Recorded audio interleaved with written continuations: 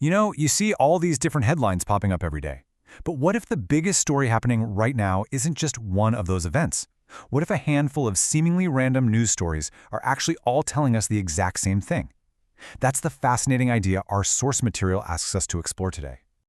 So, our source is challenging us to look past the day-to-day noise. It's suggesting that these stories, about fraud, the courts, crime, our national debt, even foreign policy, might not be separate issues at all. They might be part of one single unfolding narrative about the system itself. Let's see how they connect the dots. The whole argument really kicks off with 6 specific data points, or as our source calls them, signals. The idea is that these aren't just headlines to scroll past. They're actually pieces of a much, much bigger puzzle. So let's break them down one by one. All right, the first signal. This one goes right to the heart of the democratic process, our election systems. Now, this is where it gets really interesting. The source claims that U.S. intelligence actually had evidence of China accessing American voter data way back in 2020.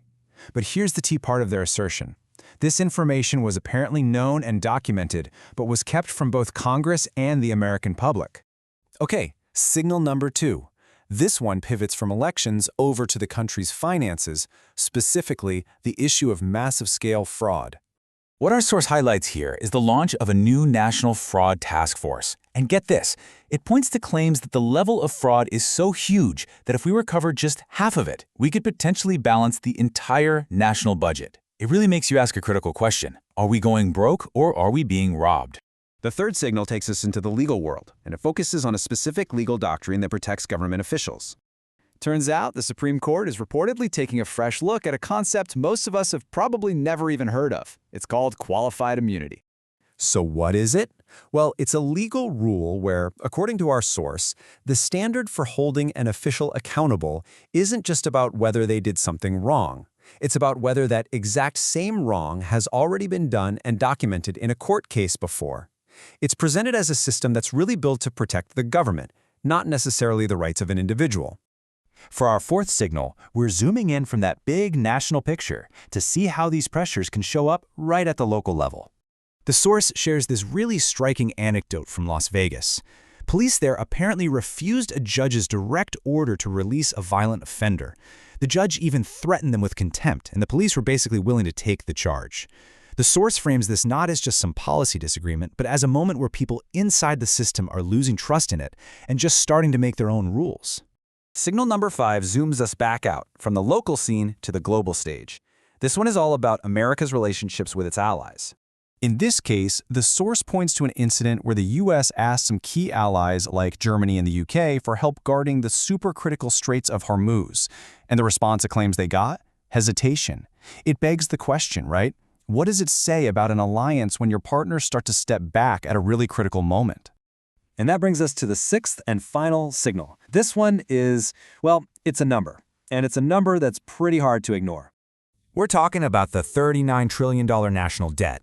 Our source frames this not as some political talking point to be debated, but as simple, cold, hard math, a clear sign that the path we're on just isn't sustainable in the long run. So there you have it, the 6 signals.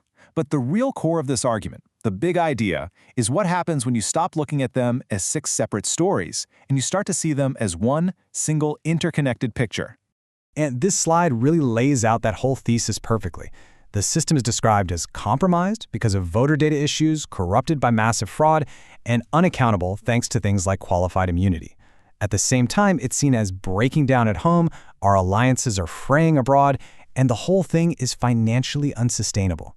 The source argues this isn't about left versus right, it's structural. It's about the very mechanics of the system itself. This quote from the source just perfectly captures that shift in thinking. It's urging us to see these events not as just isolated bits of news, but as actual warnings that something fundamental is changing. So when you see all of this information bubbling to the surface at once, it leads to this huge, pivotal question. How are we supposed to interpret what's happening right now? Our source presents 2 totally different ways to look at this. On one hand, could this all be a correction?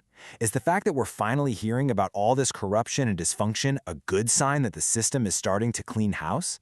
Or is this a collapse? Is this all just evidence that trust has eroded, accountability is gone, and the system is actually losing control? So, faced with that choice, correction, or collapse. The source doesn't just leave us there with the problem. It actually proposes a path forward. The solution it offers is basically a three-step process. First, wake up. Stop pretending that things are normal. Second, recognize the moment. Really understand the historical gravity of what's happening. And then third, make a choice to either be part of the problem or to be part of the solution. And really, that's what it all comes down to. The source is making this bold claim that these headlines aren't just random stories. They are signals, they're sirens, they're warnings. So the ultimate question it poses, and the one we'll leave with you, is this. When you look at the world, what do you see?